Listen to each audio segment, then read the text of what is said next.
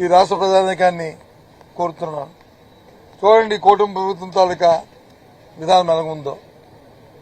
వాళ్ళకే కానీ వాస్తవంగా ఆ దేవదేవుడి మీద వారిని అడ్డం పెట్టుకుని దోపిడీ చేయకపోతే ఎందుకు చర్చకి రావట్లేదు? ఎందుకు భయపడుతున్నారు? ఎందుకు దాని నుంచి దూరం వెళ్తున్నారు? ఎందుకు గుడ్డు చాకులు ఎత్తుకుతున్నారు? దేనికోసం? అందుకు సూటుగా ప్రశ్నిస్తున్నాం. దోపిడీ జరిగింది వాస్తవం. ఆ దేవదేవుడి తాలూకు నైవేద్యంలో ఉన్న ఆ ప్రసాదం మీద అడ్డం పెట్టుకుని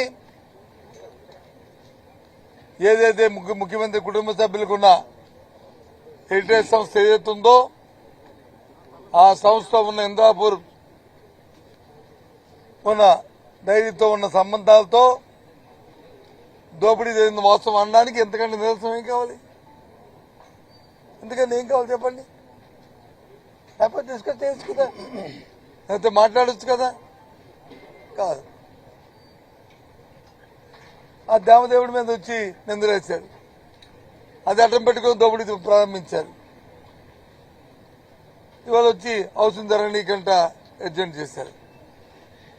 ముఖ్యమైన బడ్జెట్ సమావేశం డిస్కషన్ కూడా వాళ్ళు ఎలా చేయకుండా హౌసింగ్ వచ్చి మరి చేయడం జరిగింది.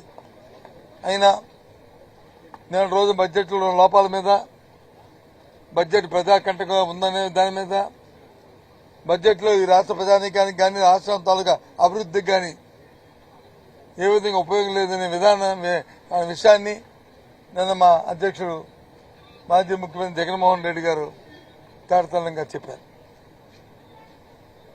మీ పత్రిక ద్వారా ఈ రాష్ట్ర ప్రజానీకానికి మా సభ్యులందరం కూడా ఎవరికి అవకాశం ఇచ్చిన వారికి అంశాల వారీగా మేము మీ ద్వారా ప్రజలకి తెలియపరుచుకుంటాం. ఇప్పటి నుంచి ఇవాళ రేపు ఎల్లుండు తెలియపరుచుకుంటాం.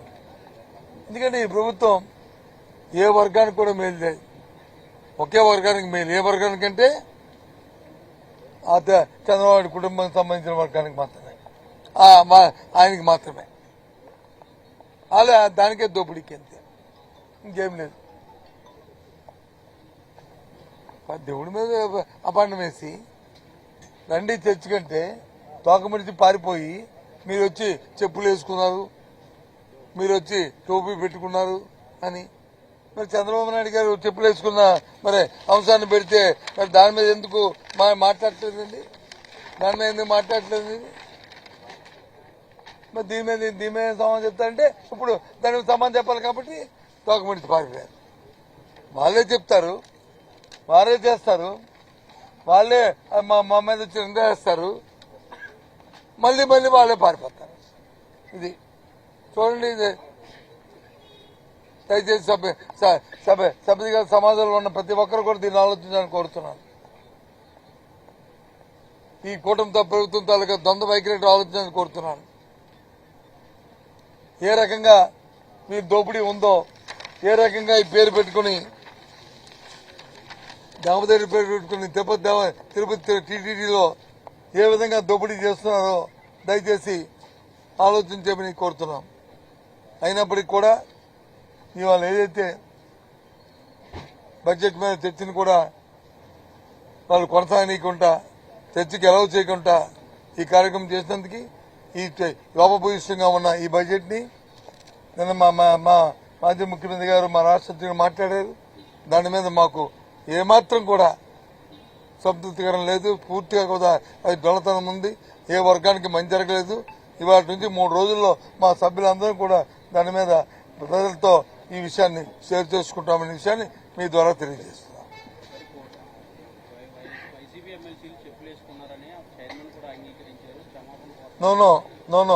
నో మేము చెప్పులు వేసుకోలేదు. వాళ్ళు చూపెడుతున్న ఫోటో ఏంటంటే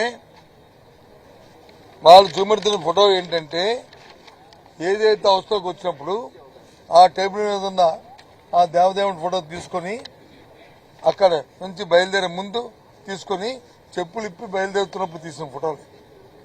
ఎవరైనా పోడేంద్రుని ఫోటో చూపెట్టమనండి, పోడేంద్రుని ఫోటోని. ఇది మాత్రం ఇంకో పూజ ఇది పూజ. ఇది అపచారమా అది అపచారమా చెప్పండి? ఇది అపచారమా ఇంకో ఫోటో ఉంటుంది? ఇది అపచారమా అది అపచారమా చెప్పండి? ఇదేనా? ఇది అపచారమా అది అపచారమా చెప్పండి? మాకు తెలియదండి, మాకు తెలియదండి. మేము దేవుణ్ణి ఆరాధిస్తాం కాబట్టి, మాకు పాప భీతి ఉంది కాబట్టి మేము వచ్చి దీని మీద తప్పు మీరు మాట్లాడుతుంది ఆపండి అని చెప్పి ముందు అడిగాము.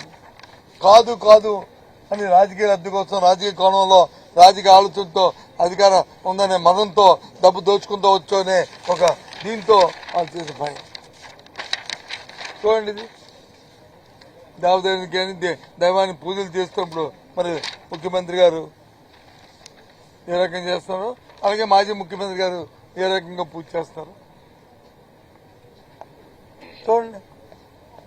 వీళ్ళ మాట్లాడేది, వీళ్ళ మాకు సమాధానం చెప్పేది, వీళ్ళ మమ్మల్ని అడిగేది చెప్పండి. ఇదా వీళ్ళ మాకు నీతులు చెప్పేది మాకు తెలీదు? వీళ్ళ మాకు నీతులు చెప్పేది మాకు తెలియదు? ఆ దేవదేవుని పవిత్రను కాపాడడానికి స్వర్గీయ రాజశేఖర రెడ్డి గారు వచ్చి అన్య మతాలు ఎవరు కూడా మరి తిరుమల తిరుపతి దేవస్థానం కొండ మీద కానీ ఆ ప్రాంతాల్లో కానీ ఏడుకొండ మీద వచ్చి చేయకూడదని జీవోలు ఇష్యూ చేస్తే ఆ జీవోలను వచ్చి స్వార్థ రాజకీయాల కోసం నువ్వు సమావేశంకి వెళ్ళి ఆ సమావేశం దాన్ని రద్దు చేస్తానని స్వయంగా ముఖ్యమంత్రి చెప్పలేదా? ఇది వాస్తవం కాదా? ఇది వాస్తవం కాదా? అంటే రాజకీయాల కోసం ఏ పని చేయొచ్చా? రాజకీయాల కోసం ఎంత మాట్లాడవచ్చా? రాజకీయాల కోసం వచ్చి రాజకీయాలు అడ్డుపెట్టుకుని ఏదైనా దోచుకోవచ్చా? దేవుణ్ణి కూడా దోచుకోవచ్చా? ఇది ఎక్కడదండి? ఇది దేవుడు క్షమించలేదు. ఇన్ని అబద్దాలు చెప్పేవాళ్ళని, ఇన్ని లేని మాటలు మాట్లాడే వాళ్ళని దేవుడు క్షమించరు.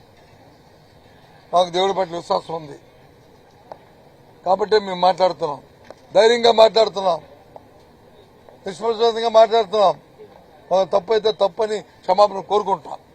కానీ ఏందో తెలుగుదేశం పార్టీ కూటమి సభ్యులు చేస్తుంది చాలా క్షమించడానికి, ఈ దోపిడీని క్షమించడానికి. ఏం సమాధానం చెప్తారు చెప్పండి భారతీయ జనతా పార్టీ నాయకుల్ని?